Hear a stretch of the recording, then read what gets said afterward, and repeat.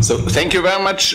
If you allow, I would have a last topic for the remaining quarter of an hour. It's the idea when we have prepared this conference teaching about the climate change and the United Nations system. It came to our mind that perhaps this southeastern European region with its legacy of conflicts and inter-ethnic, inter-religious and all kinds of conflicts and problems and wars in the last 2 decades, that this legacy could be perhaps also some kind of positive, turned into a positive momentum, and that the educational systems in the region could be somehow triggered and directed towards global citizenship education, and that the Southeastern Europe could become a champion in global citizenship education, because the view into the future and the global challenges, this is a common denominator for all the countries in the region, and that we could perhaps try a shared vision building process in the educational sector, that this global citizenship approach and new innovative ways of thinking would be promoted in a pilot way and in a pioneering way. And I would like to discuss with you whether you think this is an idea that has any basis for success, or this is not really feasible. So Southeastern Europe as a champion in global citizenship education.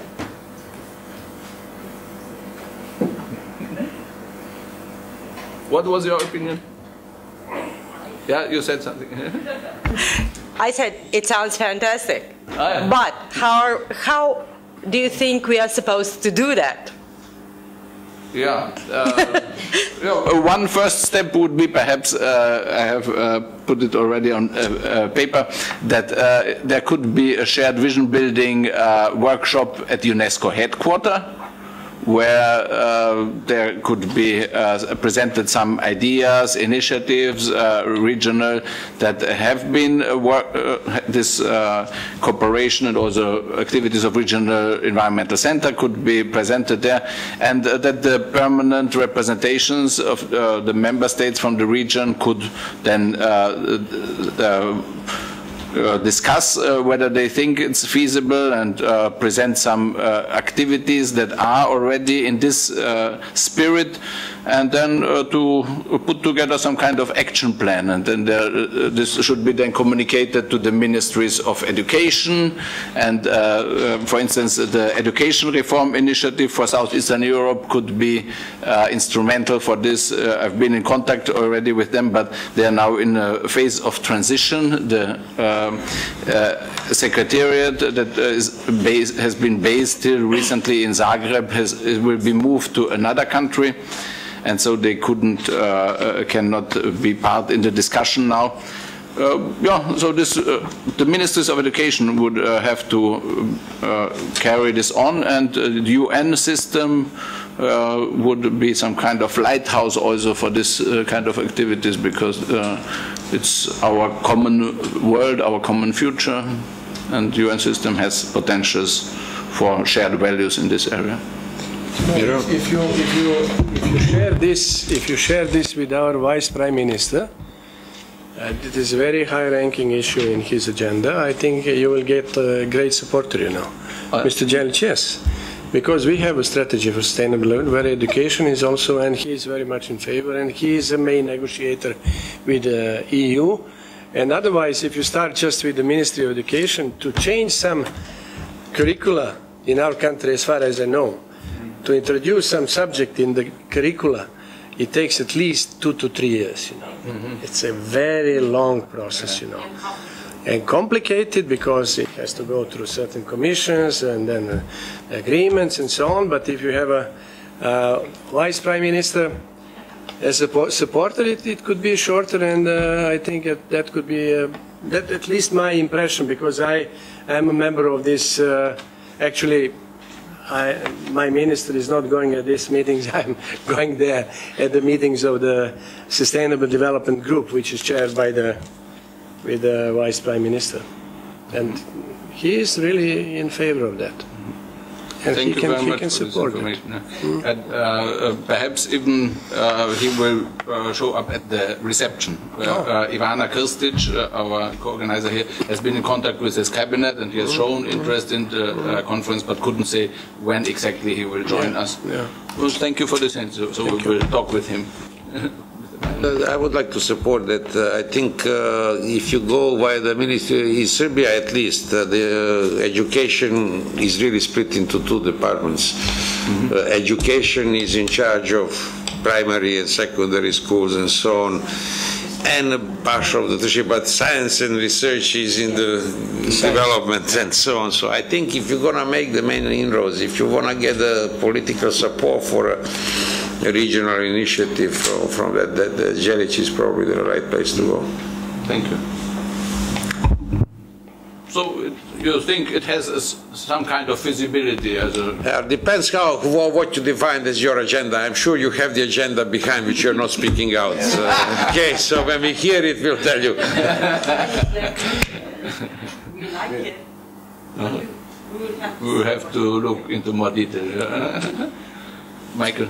Yeah, when you have Gray, been around the circuit a few times, you hear similar language, and it's, you know, at one time it was development decades, and we had community participation, and then a decade for human rights education, which is very similar to what you are proposing. But the world champion is not in this. Yeah, I understand why we need new slogans. I understand that, but I think we also need to link up with other ones. And one of the more successful decades, in my opinion, has been human rights education. And I think you can turn this into a right to have clean air, to have and a right to development and civil responsibility. So new repackaging is sometimes good, but sometimes it's not bad to follow up on what has been done 30, 40 years ago. And particularly in this area where you were speaking about democratization, about civic participation, all those kind of values, I think you have to latch onto that also to make it work. I think there has to be a civic drive to this. And I think in recent history, Serbia has proven that the citizens can be mobilized for certain things. So I would latch on to something that also motivates people, something that I like the idea also the religious aspect. I mean, you have to connect to something. An abstract intellectual idea I don't think is enough, and that's my wisdom of 40 years. So. Thank you very much. Barbara Höller and then Tamara. We are currently in Vienna, in the Vienna-Bratislava region, in the process of applying to become a regional center of expertise. The initiative comes from the United Nations University in Japan. So, yeah, there are many regional centers of expertise. So, and they are bigger and smaller. Tamara pointed out that there are some really big regions that are RCEs. So you could that could be an approach to. Very interesting. Yeah. And these are regional centers of expertise and in the field of education for sustainable development. So that's quite broad, and I think you could maybe. That sounds very interesting. Yeah. Tamara? I just wanted to agree with Mr. Plaza also that I think what would be helpful is rather than an abstract idea also to have some concrete suggestions, and I think a few concrete suggestions were already expressed here during this discussion.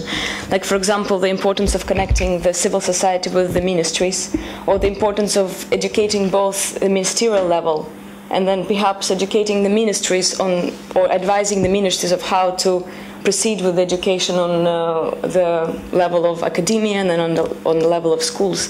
So some of these suggestions can already be put down as a result of this conference and perhaps put forward as a basis for the follow-up discussion. I'm thinking now regarding the conclusions also of the conference. We didn't plan this but it would be good if some people would sit together as kind of a conclusions drafting team. Also Jasna has mentioned some suggestions and your suggestions, and Michael, could you lead this? It's like voluntary, huh? I was at 7 o'clock in my office this morning. That we could then tomorrow at the closing session really have half a page or 1 page with really conclusion. Yeah. We may even need to have a small group. Yeah, and we continue discussion also at the reception today. Yeah. Are there any further suggestions or points? Yes, please. I apologize for taking a word so many times, but just a small suggestion. I think although we are a region, we are quite culturally different. And I think one of the innovative approaches could be a cultural awareness of our differences, even this region. So it could be kind of innovative. It's quite popular or fashionable in some cross-cultural management studies. So maybe we could use something like that. You destroyed the regional concept of our colleague Labus. You destroyed the concept of regional.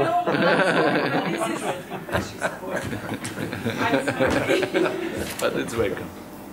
Okay, with this I close this roundtable. I thank you very much to the panelists and also to all those who have contributed. And then also you are invited to come tomorrow to attend the parallel thematic workshops. And see you tomorrow. See you in the evening.